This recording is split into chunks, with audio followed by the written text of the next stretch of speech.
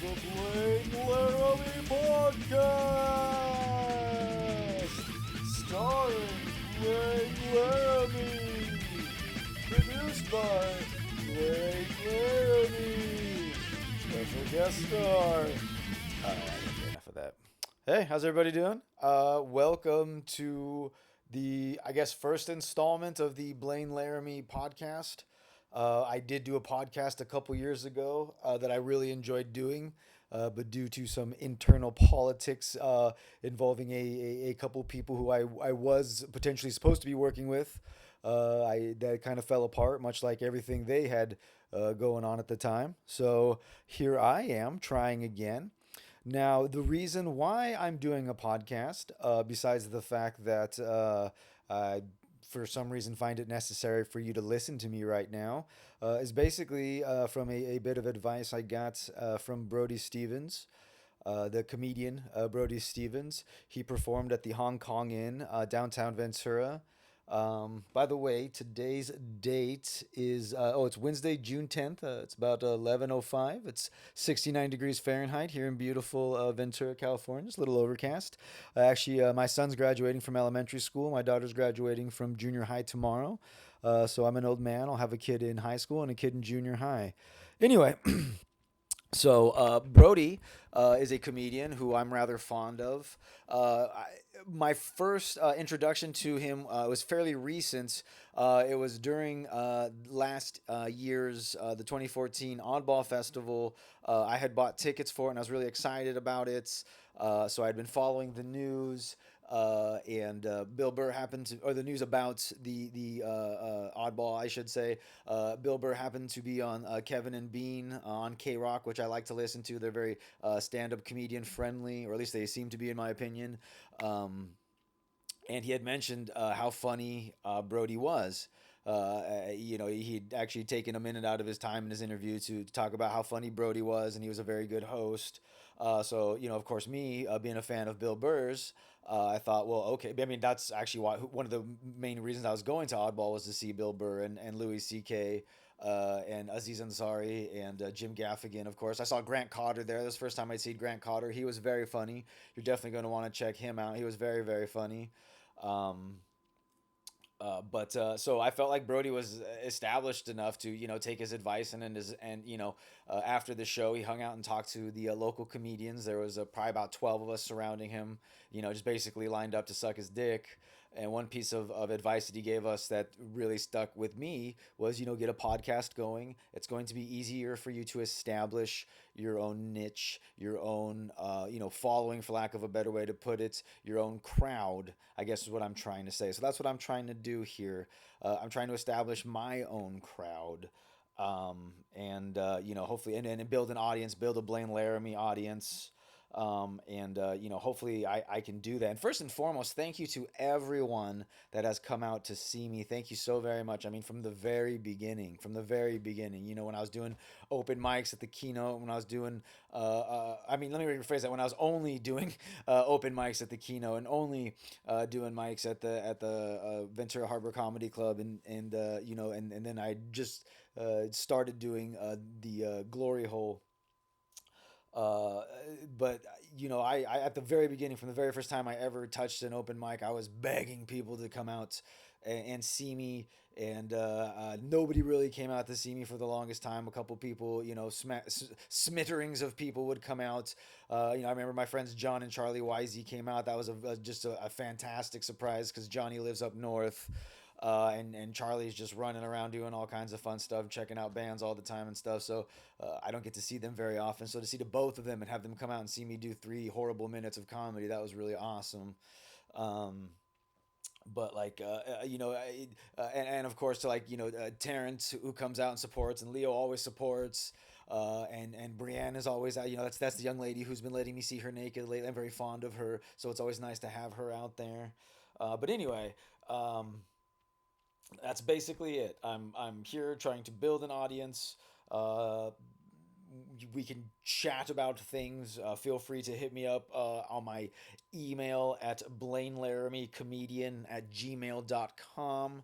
That's Blane, Blane, Laramie, Laramie. comedian, Comedian. And that's going to be all one word, Blane Laramie comedian at gmail.com. And don't put an I in my name because there's not an I in my name. I know if anybody actually took the time to write down my name, there's a good chance you added an I, even though I just spelled it without an I.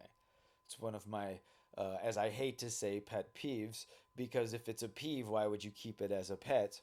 But it's basically something I have volunteered to get annoyed by. So I've seen my name was spelt blame the other day. I saw that on the advertisement for a show at the Comedy Store. I didn't mind that as much. Ironically, I was like blame, like that's close. Blame, like that's ironically to me, being called a blame isn't as bad as you spelling my name Blane with an I. When you spell my name Blane with an I, it just pisses me off so much for some odd reason. Because let's face it, my name is rather effeminate when you really come down to it. And I know people, when I say that, people like sometimes they go like, "Oh no," but it is. Like I was born in 1976, so I grew up during the 80s, where any Blane in like on the TV or in the movies. On the TV, I sound like such an old man. On any TV shows, anybody named Blane was either a homosexual and or was a spoiled rich kid. So that's going to be really hard or yeah, I mean, some sort of hybrid asshole rich kid or some sort of effeminate kid. Parents' wealth didn't seem to really matter if he was effeminate. He could be poor or rich, as long as he was an effeminate Blane. But it's a rather effeminate name. Um, Obviously, I'm a very manly man. I mean, you've seen my beard, so I'm not worried in that department. But yeah, for some odd reason, growing up with that name, I was like, you gotta at least spell it right. Like, please spell my name right. I don't know. What are you gonna do? I guess it'd be like having the name like Fag, but it's Phag. Like if your name was Fag, and someone's like, "Oh, Fag," and then they were Fag, you're like, "No, it's Phag." Okay, dude, that's fucked up.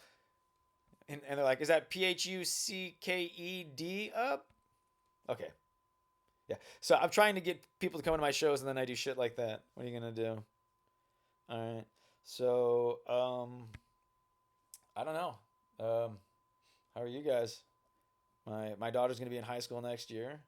My son's going to be in junior high. I think I'm gonna have a harder time dealing with it than they are. They're both pretty.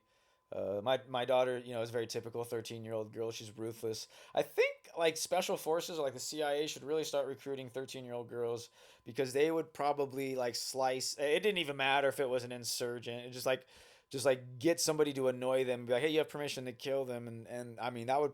I mean, America would win the quote unquote war on terror in about a week. Oh, what are you gonna do? I'm glad heavy metal isn't more popular. Because I mean, think about it. Like, if it was more, I mean, remember what the '80s and the early '90s gave us?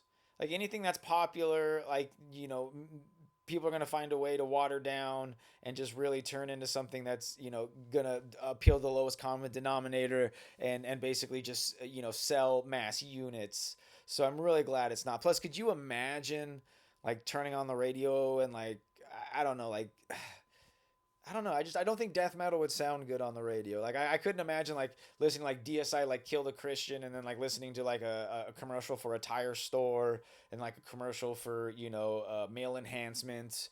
And then like, oh hey, and here's some infected by obituary or butchered at birth. I know you get the point. I'm sure there's a lot of metal fans out there. Speaking of metal, hey, who here hates Metallica now? I mean, who here has since like 1991? Hopefully, I'm so hip that a lot of you weren't even born in 1991. Hopefully, a lot of you are still in high school and young and or not younger, but young enough to not even remember 1991. Hopefully, I'm that cool, but I highly doubt that. But I'd like to go on record as saying since 1991, I've hated Metallica. Um, and when I offer my case, the reason why I hate Metallica is mostly because of the Black Album and every album since.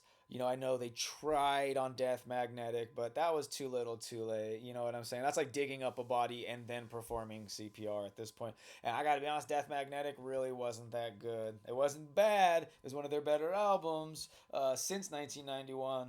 but not that great. But my problem with Metallica is they pulled a Metallica, as it's been known to be called. They were the heavy metal band. Okay, Dave Mustaine cried himself to sleep every night because he got kicked out of Metallica. Okay, he spent his entire life trying to catch up to Metallica. They were it. Okay, Slayer wishes they were Metallica. Okay, that's a bad example. That's a bad example. When get dragged out on the street and beat for speaking like that. Okay, but Slayer would have liked to have pulled the same numbers as Metallica. Okay, that's better. That's a much better way to put it. They're a very famous, very established, and very financially wealthy heavy metal band. In 1988, they had a Billboard Top 20 single, which I don't think any heavy metal band had done before that with one. Right? I mean, so they were established. They were doing great. And then 1991 comes around. The Black Album comes out. And it's all this like clean picking and slower tempo, just like, bleh. And and when I mention that to a lot of my friends who like that album, they go, well, like, if you think about it, there was always this transition into a lot of that clean picking and a lot of that slower stuff. I mean, all the way back to like even like a Kill 'Em All, but especially on Master of Puppets and Ride the Lightning, there's a lot of clean picking. There's a lot of acoustic intros and stuff, and a lot of the acoustic bridges and what have you. Please don't send me emails correcting these terminologies. I'm sure I'm wrong, but. And I'm like, yeah, you're absolutely right. And those were freaking awesome. But what were those? Those were intros and bridges, right?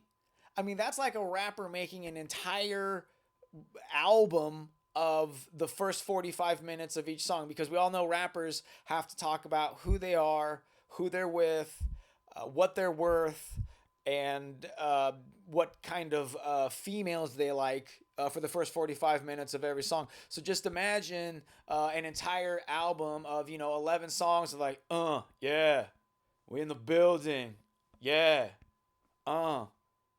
popping bottles, you know what I'm saying? Yeah. Motherfucking Leo Martinez in the building, you heard? Yeah. 805 Comedy Death Squad up in this bitch. Yeah. I'm not done yet, dude. That's just the intro to the album full of intros, okay? Right? That's what Metallica did. That's what they did to us. They gave us an entire album of, yeah, Exit Light, Enter Night, Snow White. You heard? So that's why I both love and hate Metallica. I mean, Metallica gave us Kill 'Em All. They gave us Injustice for All. They gave us Ride the Lightning, right? And they're one hell of a fucking cover band. Did you know this? They are an amazing cover band. I think 100 years from now, people are going to look back at Metallica and go like, you know what? That was a good cover band. They are an amazing cover band, right? I mean, they killed Cliff Burton. Then they killed heavy metal. I don't know, man. I don't know. I always wonder, like, if I saw Lars Ulrich crossing the street, like if he was walking across in a crosswalk and there's nobody around, would I just floor it? Probably not, because actually I have a very old Accord and it's a 4-banger, and I would probably just kind of wound him. And then, God, I can only imagine what a douchebag he would be in court. Okay, well, I think that's about enough. I'm just over 14 minutes here, and hopefully I can edit that down to 14 seconds. Thank you very much to Leo Martinez for letting me borrow your audio recording equipment. And thank you very much for getting me booked at that gig at Flappers about a month or two ago. Speaking of which, I will be performing there Friday, June 12th at Flappers in Burbank. I'll also be performing July 12th at the Comedy Store on the main stage. Speaking of which, thank you to Martin Harris for booking me on that gig. That's going to be my, I think, 4th time performing at the Comedy Store. 3rd time on the main stage, so I'm super excited about that. So I guess I'm doing something right. So please tell your friends to tell their friends to tell their friends to come on out. I'd appreciate it. That's Friday, June 12th at Flappers in Burbank, and July 12th at the Comedy Store on Sunset in Hollywood. I guess that is about it. Share this podcast with your friends. And quick question: could you guys tell I was naked the whole time I did this?